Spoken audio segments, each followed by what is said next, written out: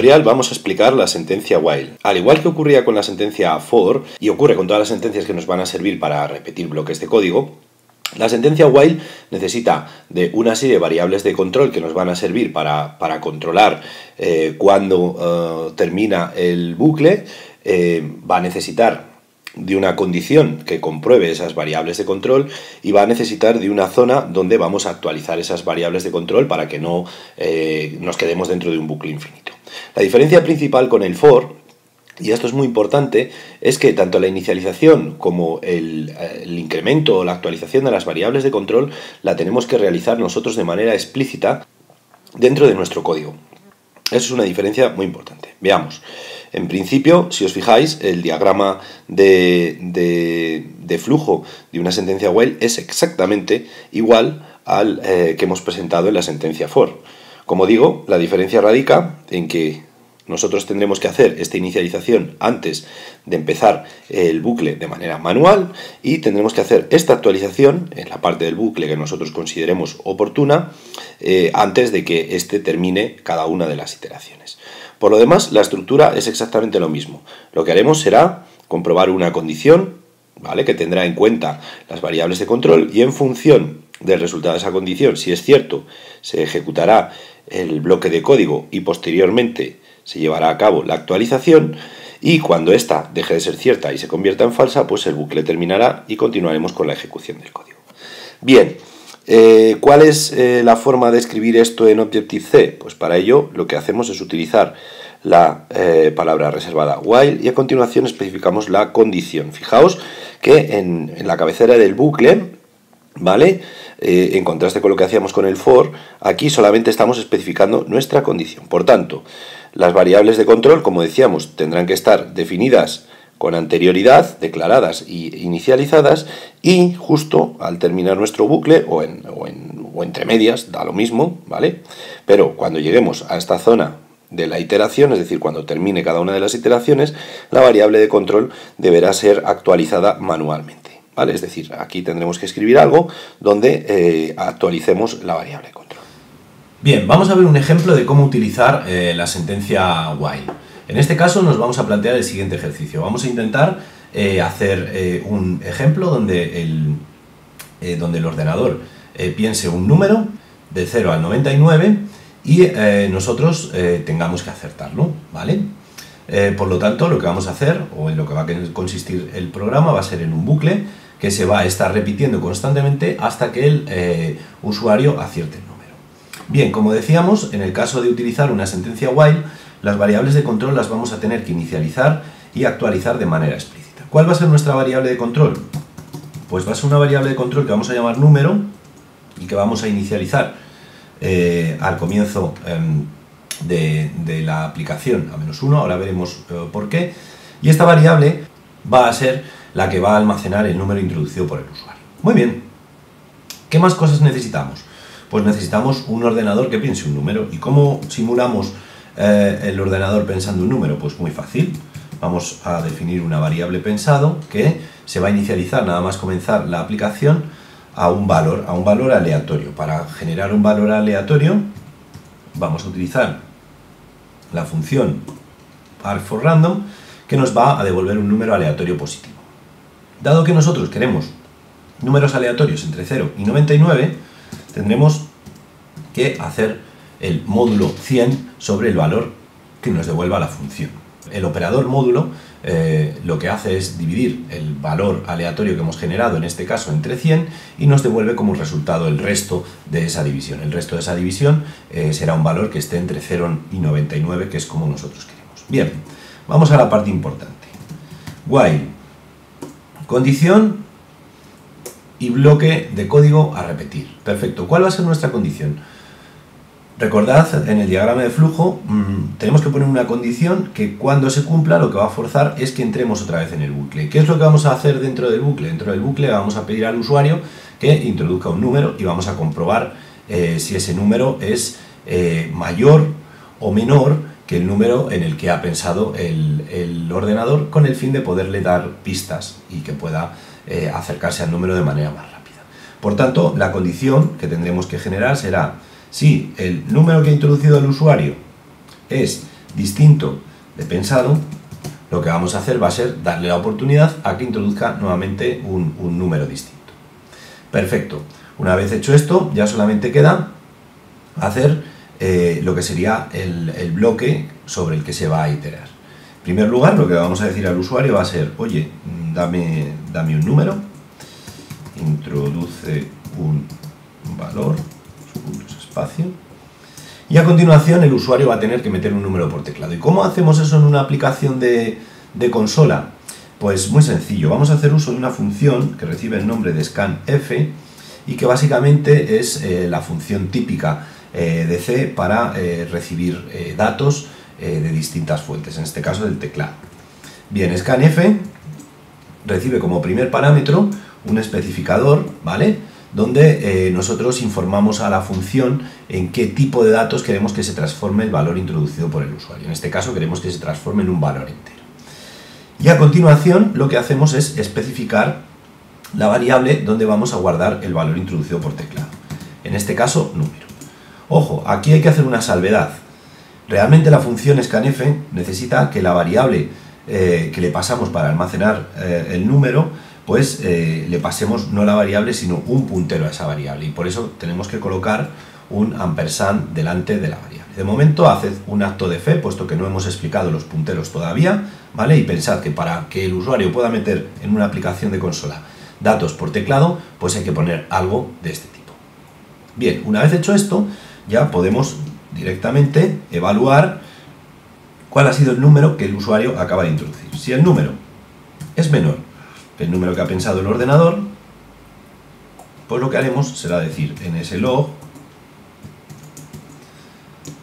el número en el que estoy pensando es mayor, ¿vale? Es decir, le damos la pista al usuario de que se ha quedado por debajo del número pensado. Y si no, ¿qué es lo que hacemos? Pues fijaos, aquí estaríamos tentados a poner esto, ¿no? Else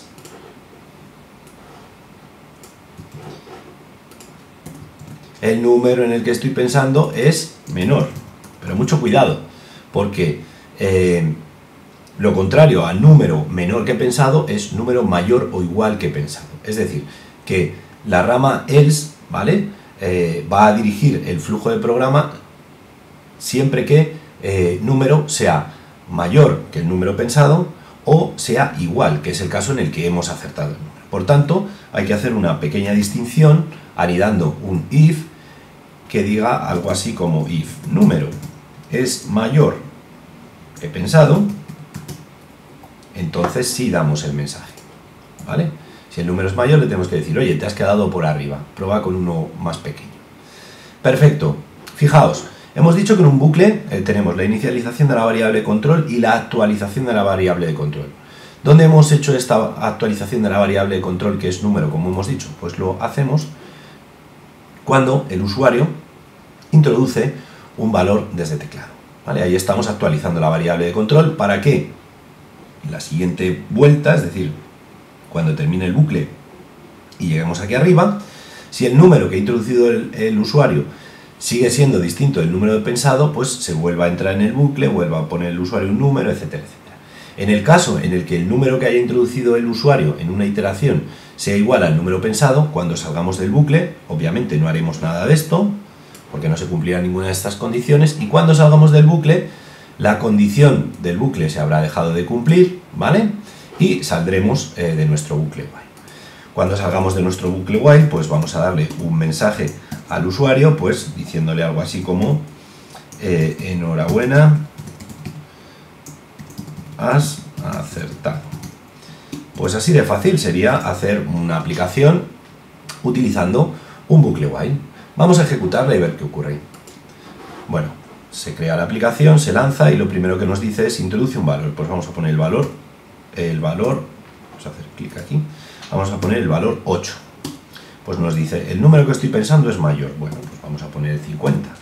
El número que estoy pensando es mayor. Vamos a poner 75. El número que estoy pensando es mayor.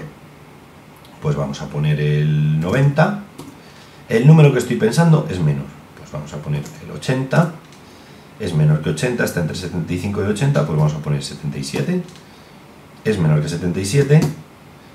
76. Perfecto, hemos acertado nuestro número. Bien, vamos a dar una vuelta de tuerca al ejercicio y vamos a complicárselo un poco más al usuario. En este caso vamos a permitirle únicamente que intente 5 veces acertar el número.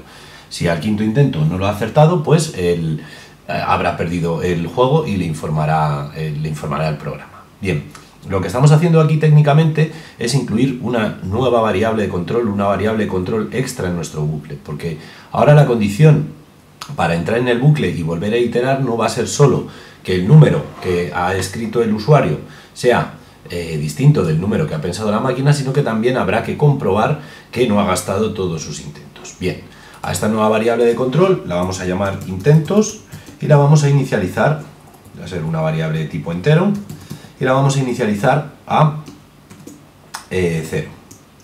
Bien, la condición del bucle hemos dicho que tiene que comprobar las dos condiciones por separado y además se tienen que cumplir ambas. Es decir, que no hemos acertado el número, and, estamos utilizando una expresión lógica compleja, and intentos menor que 5.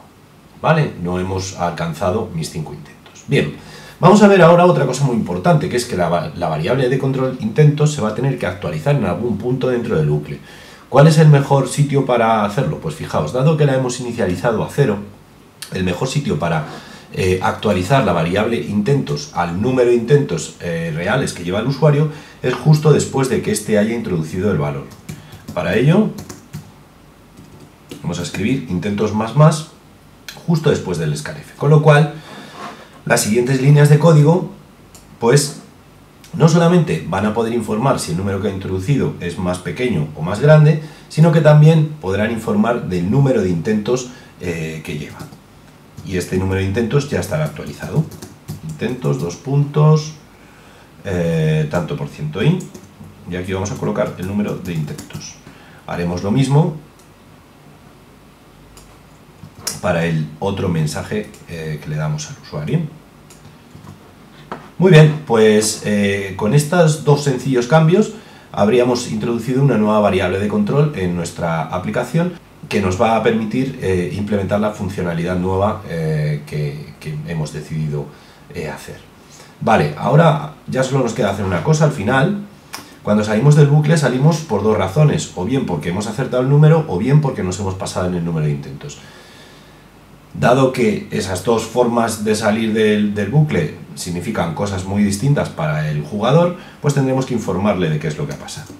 De este modo, if número es igual a pensado, es decir, si hemos acertado el número, le diremos al usuario que ha acertado el número y le diremos en cuántos intentos, en tanto por ciento i intentos.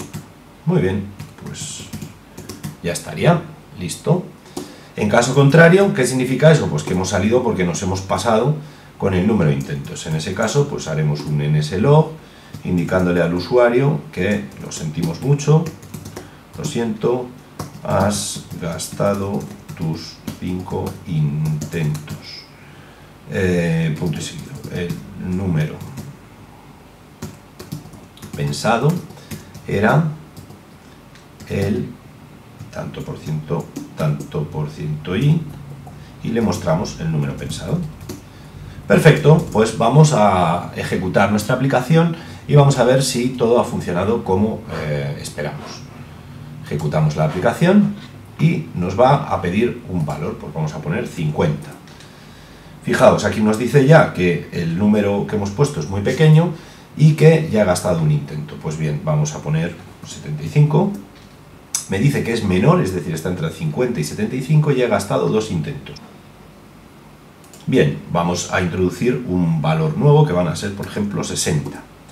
Bueno, me dice que es mayor que 60 y que haya gastado 3 intentos. Vamos a poner 70. Me dice que es menor que 70, es decir, está entre 60 y 70. Bueno, pues vamos a jugárnosla toda a 65. Bueno, pues hemos fallado. El número en el que estaba pensando era el 64.